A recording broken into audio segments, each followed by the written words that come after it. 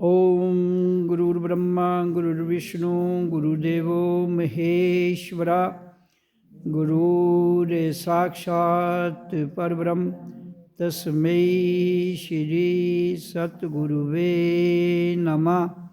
ओम ओम सबका मालिक एक ओम सतनाम वाहिरे गुरु।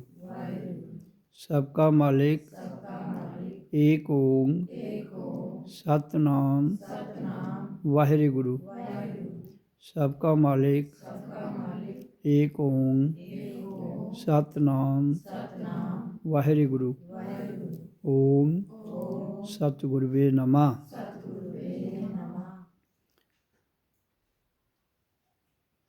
ओम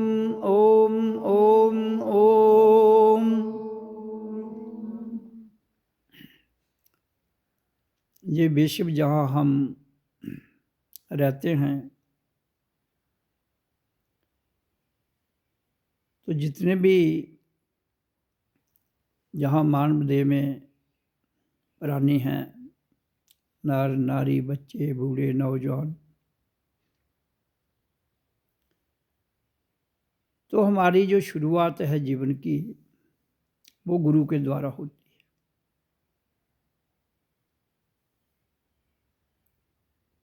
गुरु सबका एक है।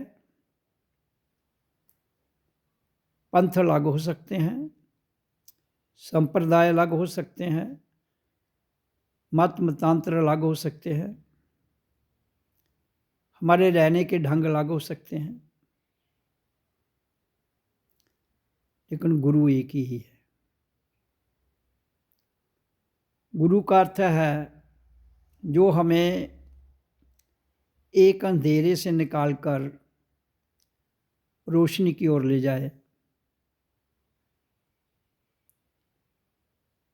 और वो रोशनी क्या है उसको बहुत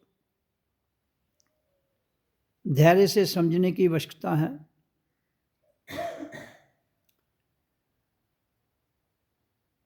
ज्ञान को रोशनी कहा गया है। एक संसारिक ज्ञान है, एक भीतर का ज्ञान है। भीतर के ज्ञान के भीतर की प्रकाश के द्वारा जो ज्ञान मिलता है वो गुरु ज्ञान है, और जो बाहर का ज्ञान है प्रकृति का वो माया का ज्ञान है। इसलिए तो जो ज्ञान हमें बाहर से मिलता है वो संसार का ज्ञान है, जो भीतर से हमें ज्ञान मिलता है वो गुरु का ज्ञान है। अब इन दोनों में अंतर क्या है? जो ज्ञान हमें प्राप्त होता है उनमें फर्क क्या है? आंतरिक ज्ञान जो है वो सत्य है, बाहर का ज्ञान जो है वो सत्य नहीं है, और सत्य हो भी नहीं सकता। क्यों? कि भीतर का ज्ञान जो प्रकाश है, जो हमें दिखता है भीतर से, उसको बोला नहीं जाता, उसका व्याख्यान नहीं किया जाता। इसलिए जो बाहर का ज्ञान है, जो बाहर के गुरु से मिलता है, दोनों में नाम ही यूज होते हैं। एक भौतिक ज्ञान है, एक आत्मतीय ज्ञान है। भौतिक ज्ञान माया से मिलता है, आत्मतीय ज्ञान आत्मा से आते हुए प्रकृति में उसकी अनुभूति होती है। तो बाहर का ज्ञान किस लिए प्राप्त करना है और भीतर का ज्ञान किस लिए प्राप्त करना है, इन दोनों तथ्यों को मैं आपके समक्ष सत्संग वाणी में रख रहा हूँ। भीतर का ज्ञान अपने आप को जानने के लिए और बाहर का ज्ञान संसार को जानने के लिए। तो भीतर हमने किसको जानना है और बाहर किसको जानना है? बाहर संसार को जानना है, दूसरों को जानना है।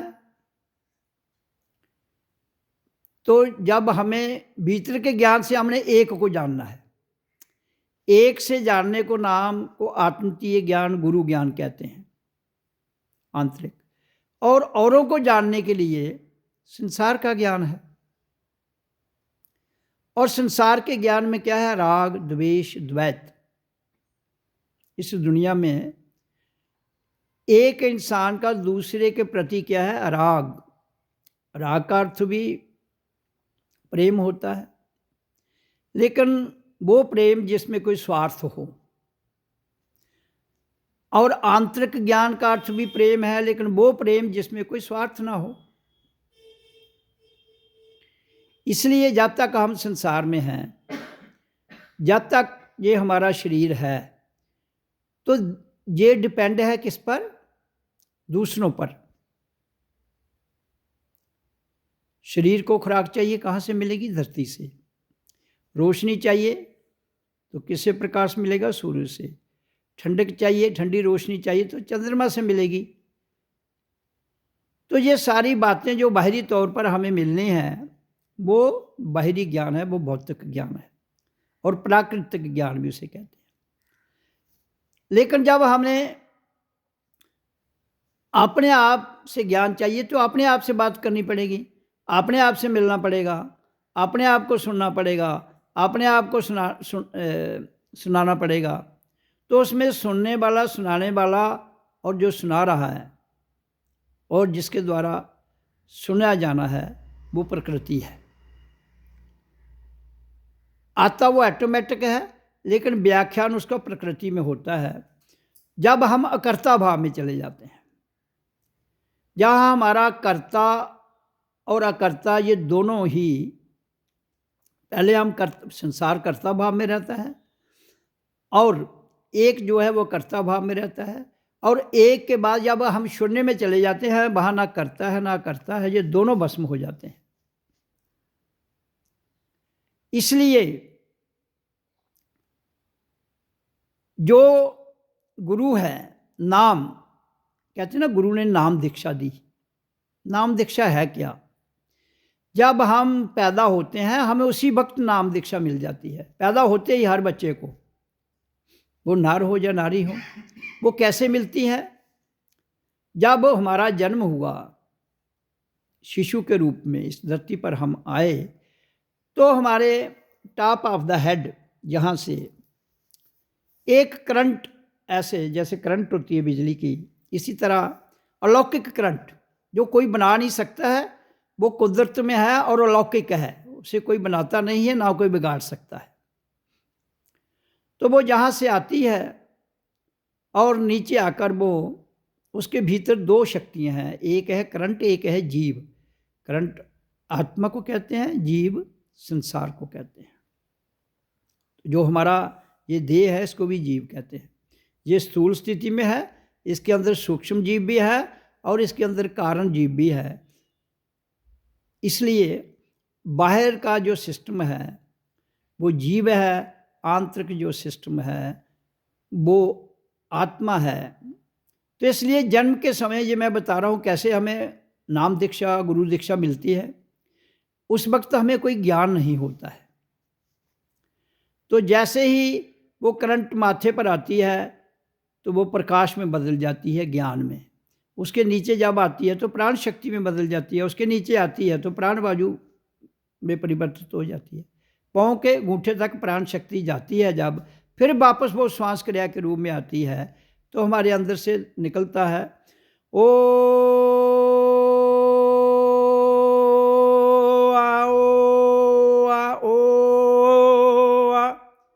तो जब ये निकलता है तो प्राण वायु बाहर जाती है और ध्वनि साथ में निकलती है उसी समय, तो हमारा जो शरीर है, तब तक तो ये जड़ था, फिर ये गतिशील हो गया उस प्राण वायु और ध्वनि के द्वारा। तो ये जन्म के समय सबको नाम दीक्षा मिलती है। ये अज्ञान, उस वक्त बच्चे को ज्ञान नहीं होता है, लेकिन अगर हम ध्यान से इस चीज़ को जानने का प्रयास करें तो हमारा गुरु कौन है? श्वास और आवाज़। जन्म के समय श्वास और आवाज़ जो हमारा गुरु है, उससे हमारा जीवन चलता है। लेकिन जैसे जैसे हम बोलना शुरू करते हैं उसके बाद तो फिर संसार के गुरु मिल जाते हैं, माँ बाप, हमारे सहयोगी, मित्र, दोस्त, शिक्षा देने वाले गुरु। मैं नाम दीक्षा की बात कर रहा हूँ। तो फिर शिक्षा वाले गुरु मिल जाए, जिस लाइन में आदमी जाता है उससे वो शिक्षा प्राप्त करते हुए उसी लाइन की विद्या प्राप्त कर लेता है। लेकिन जो फिर उसमें बाद में फिर नाम दिया जाता है, तो वो जो दूसरा नाम दिया जाता है गुरु के द्वारा, एक तो हमें जन्म के समय मिला, अगर तो गुरु वही नाम देता है जिसने भी उसको साधा है। नाम तो हमें बचपन से भी मिला सबको, पैदा होते ही, लेकिन हम भूल गए, क्योंकि तब हमें नेचुरल वो हुआ और श्वास क्रिया चली, लेकिन धीरे धीरे हम उसको भूलते जाते हैं। जैसे ही हम इस धरती का अन्न खाते हैं, तो जो धरती का अन्न है ये माया का है, और माया का जो प्रभाव है वो हमारी बुद्धि पर, हमारी इंद्रियों पर, हमारे शरीर पर और हमारी सोच पर डालता है। तो उससे फिर हम क्योंकि सत्य जो है उसको हम व्याख्यान नहीं कर सकते, वो इतनी बारीक लाइन है, इतनी बारीक ऊर्जा है कि जिसको ना तो तुम बांध सकते हो, जिसको ना तुम पकड़ सकते हो, और ना ही तुम उसे किसी धर्म से जोड़ सकते हो। वो अपने आप में एक अलौकिक ताकत है, उसको किसी धर्म से नहीं जोड़ सकते हम। हाँ, अब उसके आगे आप क्या, जैसे एक करंट आ रही है बिजली की, उसके आगे बल्ब लगा दो तो लाइट आ जाएगी, हीटर लगा दो तो गर्मी आ जाएगी, फ्रिज लगा दो तो ठंडी चीज़ें उसमें ठंडी रहेंगी, और भी फैक्ट्री में लगा दो तो फैक्ट्री का काम करेगी। तो इसी तरह से हमारी जो तांत्रिक प्रणाली है हमारे शरीर के भीतर, अब वही करंट जो हमारे भीतर आती है, तो आँखों में जब जाती है तो हमें दिखना शुरू हो जाता है, नाक में जब जाती है तो हमें श्वास क्रिया आना जाना महसूस होती है, कान में जब उसकी करंट जाती है तो सुनती है। ये अलग अलग हमारे तांत्रिक विद्या में ये तंत्र हैं सारे, कान, आँख, नाक, तो अलग अलग तंत्र में उसका अलग अलग काम है, करंट तो एक ही है। तो जब एक ही विद्युत तरंग बाहर अलग अलग उपकरणों में जाती है तो अलग अलग उसकी क्रियाएं चलती हैं। इसी तरह से हमारे शरीर में भी कान, आँख, नाक, त्वचा, जीवा, ये सब हमारे तांत्रिक प्रणालियाँ, जिनको हम क्या कहते हैं, ज्ञान इंद्रियाँ और कर्म इंद्रियाँ। तो जिस भी इंद्री में ये करंट जाएगी उसका जो करैक्टर होगा वो वही काम करेगी। तो मूलाधार तक और पाँव के अंगूठे तक ये करंट जाती है और हमारा शरीर गतिशील रहता है, और उसके गतिशील रहने से ही हमारा जीवन चलता है। तो फिर वो दो गुरु जो है, एक तो बाहरी गुरु है, अब वो श्वास जो थी जन्म के समय प्राण शक्ति से वो कन्वर्ट हुई, मतलब करंट से कन्वर्ट हुई प्राण शक्ति में, ऊर्जा में, तो वो हमारे शरीर को गतिशील कर दिया। फिर उसके बाद जैसे गाड़ी को चलाने के लिए पेट्रोल की ज़रूरत है, इसी तरह से हमारी तांत्रिक प्रणाली को चलाने के लिए भूमि से जो हमें अन्न मिलता है, खाने के पदार्थ मिलते हैं, पीने के लिए पदार्थ मिलते हैं, वो तरल में है, वो सॉलिड में है, और कुछ गैसेज में है जो हमें मिलती हैं।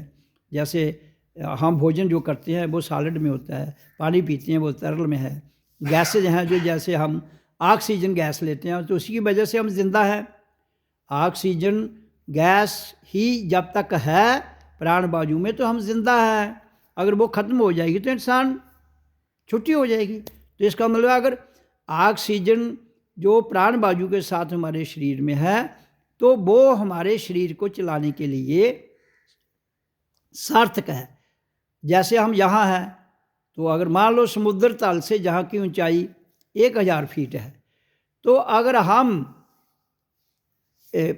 इससे 10 किलोमीटर तक हमारी जो है ये वायु है, लेकिन जैसे जैसे हम ऊपर चलते जाएंगे तो ऑक्सीजन कम होती जाएगी। और मान लो आप 18-20 हज़ार की हाइट पर चले जाते हो, जहाँ 3-4 किलोमीटर 5 किलोमीटर तक आप जाते हो, तो ऑक्सीजन न्यूट्रल हो जाती है। उस हाइट में इंसान जो है वो मर जाएगा। तो वहाँ जो गैस का अधिकार था हमारे शरीर को बचाने के लिए, उसमें ऑक्सीजन निकल गई। तो इसी तरह से 3 प्रकार के पदार्थ, लिक्विड, गैस और सॉलिड, जो हमें धरती से मिलते हैं जहाँ हम रहते हैं, तो हमारा जीवन चलता है। इसको खुराक मिलती रहे तो ये चलता रहता है। अब कितनी देर जिंदा रहना है? आज के युग में जो मैंने अनुभूति की है प्रैक्टिकली, आदमी 120 साल जिंदा नॉर्मल लाइफ में रह सकता है, लेकिन रहता नहीं है। क्यों नहीं रहता है? क्योंकि हमें ना शुद्ध खाना मिलता है, ना शुद्ध हवा मिलती है, ना शुद्ध पानी मिलता है। तो अगर आपकी एक मशीन चल रही है, तो मान लो आप कार चलाते हो, कार एक पेट्रोल, वो उस कार को पेट्रोल चाहिए, तो अगर आप पेट्रोल उसको सही देते जाएंगे तो उसकी मशीनरी अपने निर्धारित समय तक चलती रहेगी। अगर उस पेट्रोल में मिलावट हो जाती है तो गाड़ी का इंजन जितनी उसकी गारंटी है उससे पहले बैठ जाएगा। इसी तरह से अगर हमें शुद्ध खाना, शुद्ध हवा, शुद्ध पानी नहीं मिलेगा तो फिर हम 120 साल कहाँ रहता है आज के युग में? या 70, 80, 90, कोई 100 तक पहुँचता है। तो नॉर्मल जीवन 120 साल है। अगर हमें शुद्ध भोजन मिले, शुद्ध पानी मिले, शुद्ध हवा मिले, और फिर हम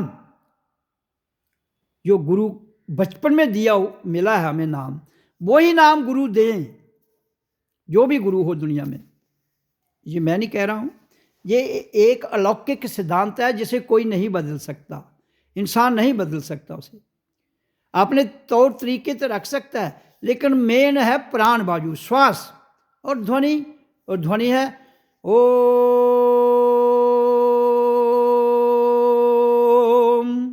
ये है मंत्र जन्म के समय। लेकिन इसके साथ है प्राण वायु। जब हम दोनों को करते करते करते करते करते अपने आप को एक ठहराव में ले आते हैं। सत्संग है क्या? सत्संग कोई माथे टेकने के स्थान नहीं है कि इधर माथा टेको इधर टेको। ये तो आपकी एक एक्सरसाइज है, ये आपकी एक सोच है जो समाज ने आपको दी है। सत्संग का अर्थ है उस सच्चाई को जानना अपने अंदर से, जिस सच्चाई के द्वारा हम प्रकृति में, जो परमात्मा ने प्रकृति का जहाँ वितरण किया है, ये बनाई है, तो उसने ये अपने लिए, परमात्मा ने अपने लिए मानव देह इख्तियार किया है। जबकि सब में करंट है, लेकिन पूर्ण करंट जो है, जो पूर्ण साक्षात रूप है, वो केवल इंसान है। बाकियों के अंदर आंशिक है, पूर्ण करंट नहीं है। कुछ तो जीव जंतु वो सूरज की गर्मी से पैदा होते हैं और उसी में जिंदा रह के चले जाते हैं, लेकिन उनमें सोचने की शक्ति नहीं है। सोचने की शक्ति और विकसित बुद्धि केवल इंसान के पास है, क्योंकि इंसान के देह को ही महसूस होता है कि, क्योंकि वही व्याख्यान कर सकता है। जानवर को दिक्कत होगी तो वो हमें पता लगेगा, जानवर की हरकतों से कौन जानवर नहीं जान सकता है, इंसान जान पाएगा कि इसको कोई दिक्कत है। तो इसका अर्थ है परमात्मा ने अपना जो स्वरूप है वो इंसान के भीतर रखा है, लेकिन इंसान परमात्मा की अल्टीमेट जो स्वरूप है उसको भूलकर अपने द्वारा निर्मित किए हुए तथाकथित भगवान उन तक सीमित रह गया है। तो इसलिए मेरा पूरे विश्व को, जहाँ के पूरे समाज को ये बड़ा स्पष्ट संदेश है अपनी वाणी के द्वारा, आदेश भी है कि वो समझें अपने आप को। बेसिकली हम सब इंसान हैं, तो हमारा कर्तव्य है इंसान की सेवा करना ताकि इंसानियत जिंदा रहे। तो हम इंसान हैं, इंसानियत तो हमारा कर्तव्य है और रूहानियत तो हमारा लक्ष्य है। रूहानियत का अर्थ है स्वरूप को जानना, आत्मा को जानना। लेकिन हम तो एक दूसरे को जानने के पीछे लगे हुए हैं, जहाँ से मिलना नहीं है, जहाँ से आपको राग मिलेगा, द्वेष मिलेगा, दोस्ती मिलेगी, दुश्मनी मिलेगी, मित्रता मिलेगी, शत्रुता मिलेगी। संसार से तो यही कुछ मिलेगा आपको, और कुछ नहीं। तो इसलिए मैं कहता हूँ, तो इन सब से आगे क्या है? एक ऐसा प्रेम जिस प्रेम को पाने से अपने, वो किसी से नहीं मिलेगा, स्वयं से मिलेगा। ये याद रखना, प्रेम खुद से मिलेगा। प्रेम तब तक है जब तक राधा और कृष्ण कभी जुदा नहीं होते हैं। राधा का अर्थ है शरीर और कृष्ण का अर्थ है आत्मा। तो जीव आत्मा जो है ये कभी भी जुदा नहीं होते हैं। इसलिए तो राधा और कृष्ण का जो प्रेम बताया गया है उसका अर्थ यही है कि अगर, क्योंकि आप अपने आप को गाली थोड़े दोगे, आप अपने आप को कभी बुरा नहीं कहते हो, आप अपने आप को हमेशा कहते हो मैं सच बोल रहा हूँ। तो इसका अर्थ है आप किसको बताना चाहते हो मैं सच बोल रहा हूँ? सच को तो बताया नहीं जा सकता है। How you can explain? जिसको हम एक्सप्लेन ही नहीं कर सकते तो इसका मतलब है उसमें नकल है। जो कहते हो हम सच बोलते हैं, इसका मतलब वो नकल है किसी न किसी की। जहाँ सच और झूठ कुछ नहीं है, जहाँ केवल आपको अपने आप को जानना है, अपने अंदर से जो आपको कमजोरियाँ दिखती हैं उनको निकालना है। और निकलेंगी कैसे? वो सत्संग के द्वारा। और सत्संग कैसे समझाएगी? जब तक आपकी इंद्रियां, कर्म इंद्रियां, ज्ञान इंद्रियां, मन, बुद्धि, अहम भाव, काम, क्रोध, लोभ, मोह, अहंकार, ये सारे विषय एकाग्र नहीं होंगे एक जगह। ये बिखरे हुए हैं ना, मन इधर जा रहा है, बुद्धि इधर जा रही है, दिमाग कहीं और घूम रहा है, शरीर कहीं और है, आप कहीं और है। तो ये सारा सिस्टम आपका बिखरा हुआ है, पूरे संसार का बिखरा हुआ है, इवन गुरुओं का बिखरा हुआ है। जो साधु संत जितने भी आपको जिधर देखते हैं उनका खुद का भी बिखरा हुआ है। क्यों? कि जो वो बताते हैं अलग अलग रास्ते, परमात्मा ने तो कोई अलग रास्ता दिया ही नहीं, हमें एक ही श्वास, एक ही आवाज़ जन्म के समय दी। तो बाद की जो लिपि है, जो स्क्रिप्ट है, वो तो बोलने के लिए भाषा है, उसमें सत्य कहाँ से आएगा? वो सत्य हो ही नहीं सकता है। सत्य वो है जिसे बोला नहीं जाता है, सत्य वो है जिसको किताबों में लिखा नहीं जाता है।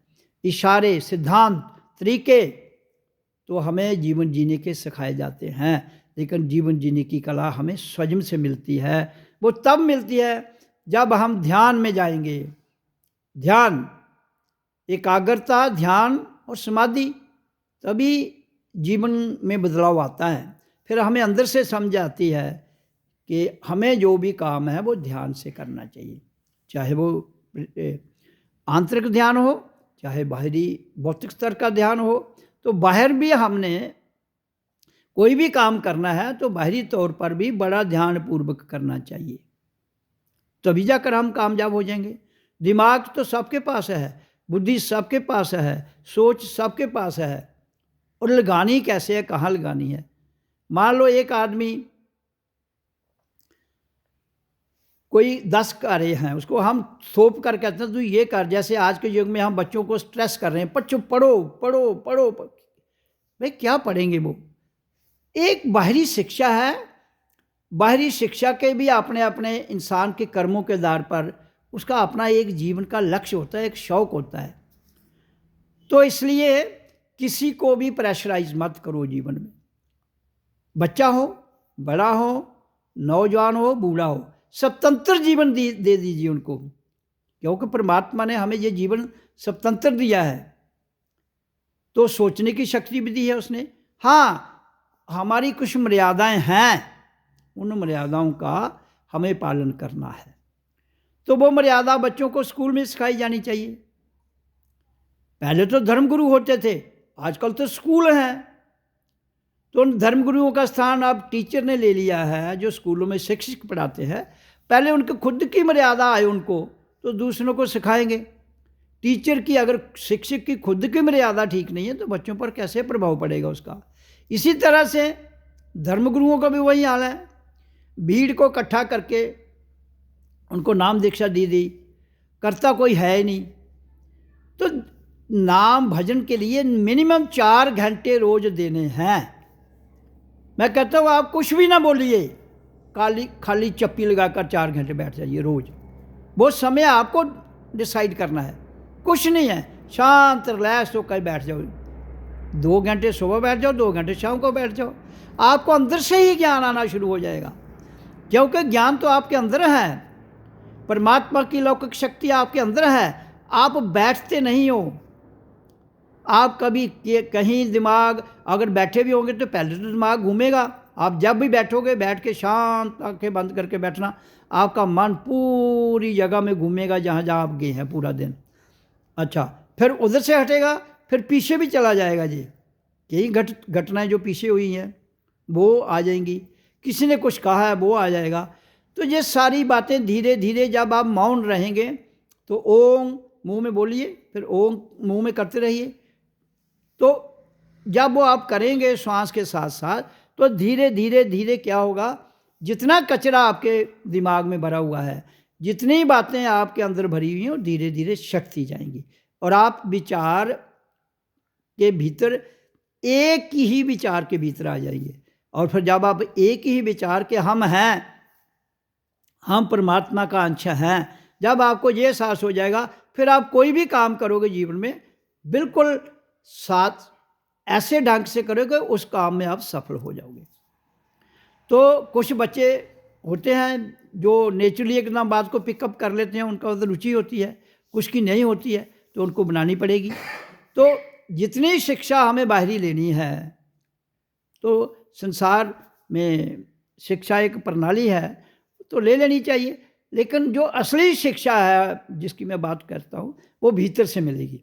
तो वो तभी मिलेगी जब हम ध्यान में बैठेंगे, जब हम शांत भाव में बैठेंगे और फिर नाम शब्द को करेंगे। तो नाम शब्द इसलिए दिया जाता है ताकि जब हम रिपीटिशन करते हैं, जैसे ओम ओम ओम ओम मुंह में करते रहेंगे, तो ये एक अलौकिक नाम है। ये हमें किसी ने नहीं दिया है, ये जन्म के समय मिला है। इसलिए जब हम इसको बार बार करेंगे तो ये हमारी धारा को, जो इसकी वाइब्रेशन है, वो कहाँ तक ले जाएगा, सूरज लोक तक। ओम नाम की ध्वनि सूरज लोक तक ले जाती है। इसके अलावा और कोई भी नाम नहीं है दुनिया में जो सूर्य लोक तक आपको ले जाए। अब सूर्य लोक अंत नहीं है, रूहानियत का अंत तो नहीं है। ये परमात्मा की लौकिक शक्ति तो इनफाइनाइट है, वो कोई सीमित नहीं है। लेकिन एक पड़ाव क्रॉस करने के लिए, जब तक आप पृथ्वी आकाश के भीतर करोड़ों अरबों सूरज हैं और पाताल धरती के नीचे है, तो 3 लोक के मालिक, जब आप, हमारा शरीर भी 3 भाग में बटा है, पिंड, अंड और ब्रह्मांड। इसी तरह से ये जो भाग के नीचे भूलोक है और पाताल लोक भी है, और इसके ऊपर ये है, इसको अंड कहते हैं और इसको ब्रह्मांड कहते हैं। तो इसी के बीच में हमारे जितने भी मूलाधार, स्वादिष्ठान, मणिपुर, अनाहत, विशुद्ध, आज्ञा चक्र, सहस्रार, ये जितने भी चक्र हैं, ये हमारे शरीर में मेरुदंड के रास्ते से, इनमें जो रुकावटें हैं उनको रिमूव करेगा कौन, ओम का उच्चारण। जब हम इसको बैखरी ध्वनि में उच्चारण करते हैं, ओ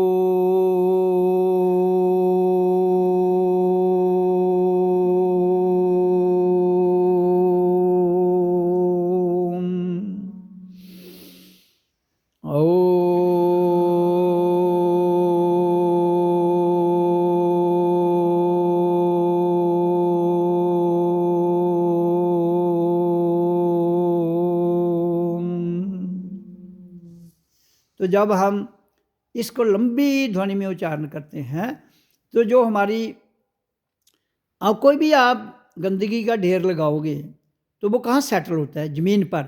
इसी तरह से हम जो खाते हैं, पीते हैं, जो सोचते हैं, विचारते हैं, वो सारा काम बैठ जाता है मूलाधार में। तो मूलाधार कौन सी जगह है? जो रीढ़ की हड्डी का लास्ट मन का है, उसके नीचे एक चोंच होती है हड्डी की, और दोनों जो हमारे टांगे हैं उनके बीच में, वो है मूलाधार। तो हम जो भी सोचते हैं, जो खाते हैं, जो पीते हैं, उसका तत्व वहाँ जाके सेटल हो जाता है। तो ओम की ध्वनि उसको उठाने में सक्षम है। वो उसको उठाएगी सॉलिड स्टेट में, फिर तरल में, फिर गैसेज में। हाँ, तो यहाँ तक हमारी श्वास भी इसके नीचे है, हमारा तरल पदार्थ भी इसके नीचे है, हमारी सॉलिड स्टेट भी नीचे है। तो जहाँ आकर जब हमारा आज्ञा चक्र खुल जाता है एक कमल के रूप में, तो वहाँ से जो प्रकाश प्रकट होता है, लौकिक प्रकाश जिसको हम कहते हैं, शुरुआत उसकी होती है। तो फिर हमारा जो दो सॉलिड स्टेट और लिक्विड स्टेट जो है, वो कन्वर्ट गैसेस जो स्टेज है, उसके बाद चौथी स्टेज जहाँ से जब आज्ञा चक्र खुलता है, तो एक विद्युत तरंग जिसकी मैंने चर्चा की कि जब हम पैदा हुए तो यहाँ से एंटर की थी, वो दोबारा प्रकाश के रूप में यहाँ खुल जाती है। तो फिर इसके बाद हमारी अलौकिक यात्रा शुरू हो जाती है, जिसको रूहानी यात्रा कहते हैं। तो जब वो शुरू हो जाती है, तो इसके बाद वो धीरे धीरे धीरे जब आप मेडिटेशन में बैठते हो, ध्यान में, समाधि में, तो वो आगे वही ज्योत आगे जाती हुई ओंकार, सोहंकार जो है, ररंकार, सत्यकार, तो सहस्रार, ये 5 जो हैं, जैसे जिसको ओम, सोहं, ओम, मैं हूँ, ये जो 5 शब्द का नाम दिया जाता है। तो मैं तो शुरू में कहता हूँ ओम करो, ये खुद ही धीरे से अपने आप आपके अंदर से निकलेंगे। तो फिर जब हम सत्यकार, ये है हमारा स्थान, परम धाम इसके साथ है, तो जब हम जहाँ पहुँच जाते हैं, तो वो सारी जो शक्ति है वो पुनः किस में कन्वर्ट हो जाती है? उसी विद्युत तरंग की एक करंट में। जब वो करंट में बदल जाती है, फिर हमारा पूर्ण समाधि ध्यान लगता है, फिर हम परम धाम में अपने सतगुरु से मिलते हैं। ये है जीवन यात्रा हमारी। ये हर इंसान की, नर हो नारी हो, जो ये जीवन यात्रा पता कर लेता है, तो वहाँ फिर आनंद की वर्षा हो रही है। कहाँ? सतलोक परम धाम में एक आनंद की बारिश हो रही है, जिसको व्याख्यान नहीं किया जाता। वही परमात्मा का, सतगुरु का परम धाम है। उस परम धाम में पहुंचना, जाना जीवन के रहते हुए हम सबका परम लक्ष्य है। चाहे कोई भी हो, वहाँ जात पात भेदभाव कोई नहीं है, नर नारी कोई भेद नहीं है। फिर समझ आती है कि परमात्मा का जो सत्संग है, उसके द्वारा अगर हम उस स्थान पर पहुंच जाएं, वहाँ ना ध्यान है, ना ज्ञान है, ना कुछ नहीं, मौन में आनंद आ रहा है, आनंद की अमृत वर्षा हो रही है। वो अमृत की वर्षा जो आनंद रूप में हो रही है, वो हमारा लक्ष्य है। जब मैंने बताया हम सब इंसान हैं, कर्तव्य इंसानियत है, और हमारा धर्म और लक्ष्य क्या है? रूहानियत। तो ये मैंने पूरी जो सत्संग की वाणी आपको सुनाई, इसके आगे कुछ भी नहीं है। पूरी दुनिया के ग्रंथ पढ़ लो आप, पूरी दुनिया की विद्याएं पढ़ लो, कुछ भी इससे आगे नहीं है। ये यात्रा हमने पाँव के अंगूठे से लेकर जहाँ तक करनी है। फिर हमारी एनर्जी, जब हम इस स्टेज में 10 साल ठहर जाते हैं, मिनिमम 10 साल जब हम इस स्थिति में ठहर जाते हैं, फिर हमारी एनर्जी, आप ऐसे भी बैठ जाओगे शांत, पूरी एनर्जी खाली होगी, वहाँ चली जाएगी, हम ध्यान में चले जाएंगे, कोई ध्यान लगाने की ज़रूरत नहीं है, फिर ऑटोमेटिक ध्यान लगता है। तो ये पूरे दुनिया के शास्त्र, पूरी दुनिया की ज्ञान विज्ञान विद्या जहाँ आकर जीरो हो जाती है, संपन्न हो जाती है, जब हम अपने आप में अपने आप से मिल जाते हैं, अपने आप से बात कर लेते हैं। तो ये है सत्संग की चर्चा जो मैंने की। अब हम ध्यान में बैठेंगे।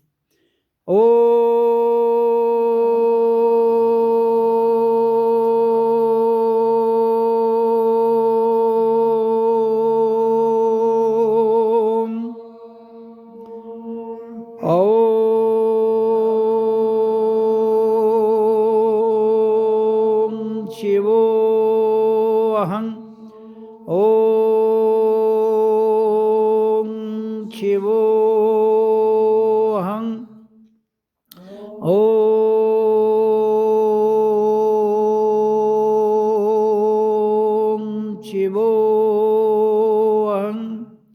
जहाँ से जो रूहानी यात्रा ध्यान की शुरू होती है कि मैं ही शिव हूँ, ओम शिवोहं, मैंने ओम ही शिव है।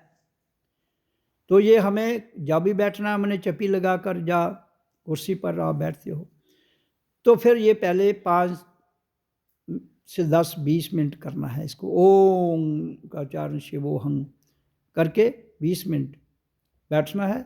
तो ये करना है 20 मिनट। फिर दूसरा आपको ध्यान की विधि में शांत में क्या करना है, ओम सो अहं ओम मैं हूँ, ओम सो अहं ओम मैं हूँ, ये सब करिए और शांत, ये मुंह में कहना है, उच्चारण तो करना है, वो बताया मैंने करके। दूसरे के लिए आपको बैठना है। तो आप बैठिए, मुंह में शांत ओम सो अहं ओम करते रहिए।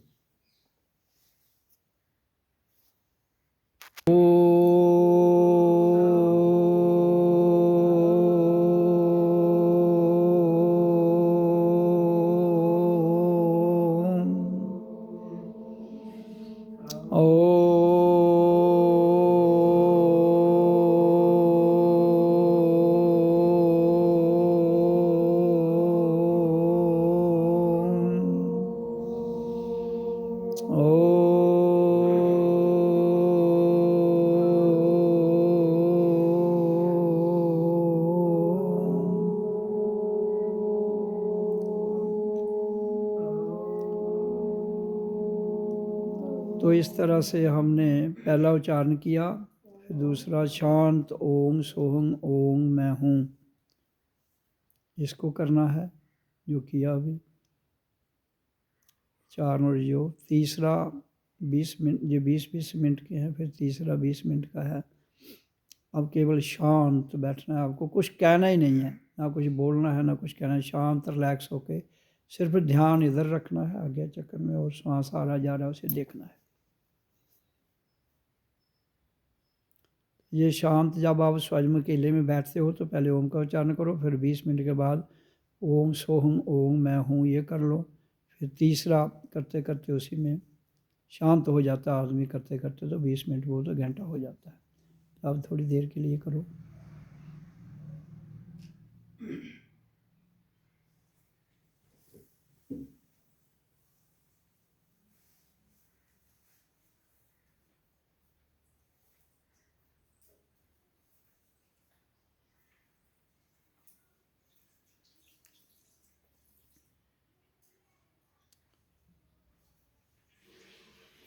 जीवन में जब तक बैठने का अभ्यास नहीं आएगा तब तक एकाग्रता नहीं बनेगी, नाम शब्द जो मिलता है वो ठीक दिशा में काम नहीं करेगा, और फिर आप वैसे के वैसे रह जाएंगे, गुरु से मिलन हो ही नहीं सकता।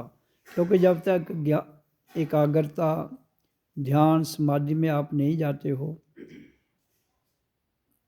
तो मंत्र का कोई मतलब भी नहीं रहता है, गुरु नाम दीक्षा का कोई मतलब नहीं रहता है।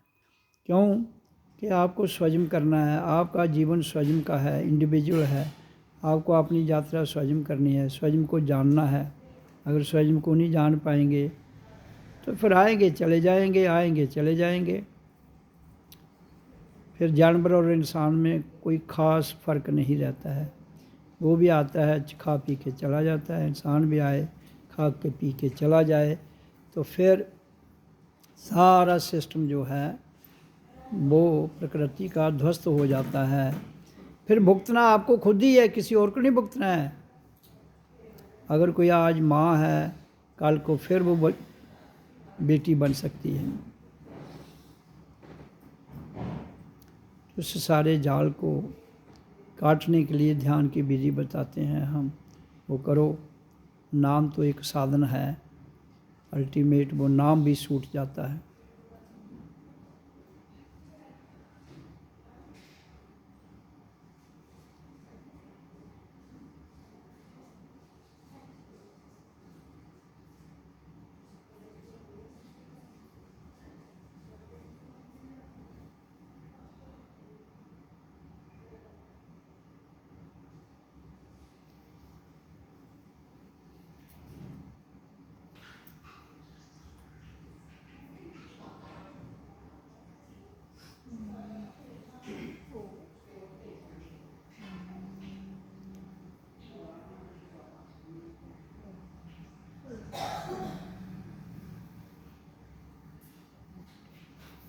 ओम ओम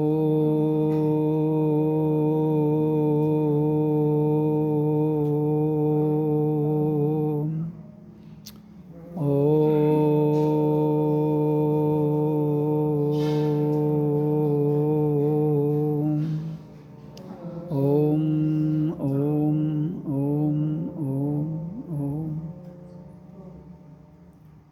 तो 1 घंटे का ध्यान की जो क्रिया है वो संपन्न होती है। तो इसी तरह रोज़ 3-4 घंटे हमें बैठना चाहिए। घर में भी एक स्थान रख लो, वहाँ बैठो, तो आप उस परमात्मा के रहस्य को जान पाएंगे, जिसके लिए लोग कहाँ कहाँ भटक रहे हैं, कितनी कितनी उसके नाम पर अंधश्रद्धा फैलाई गई है। वो तो आपके भीतर है, जिसको जानना है, जिसको मिलना है, वो तुम स्वयं में ही हो।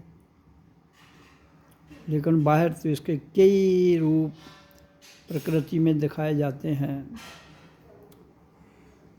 वो आपके रहन सहन का ढंग, आपके द्वारा बनाई गई बातें, मन बुद्धि कल्पना के द्वारा जो भी आपके मन में आता है, आप वैसी कल्पना कर लेते हो, फिर उसी कल्पना में फंस के रह जाते हो। फिर काल्पनिक भगवान खड़े कर लेते हो, काल्पनिक शक्तियाँ खड़ी कर लेते हो, काल्पनिक शब्द खड़े कर लेते हो, काल्पनिक नाम शब्द देना शुरू कर देते हो।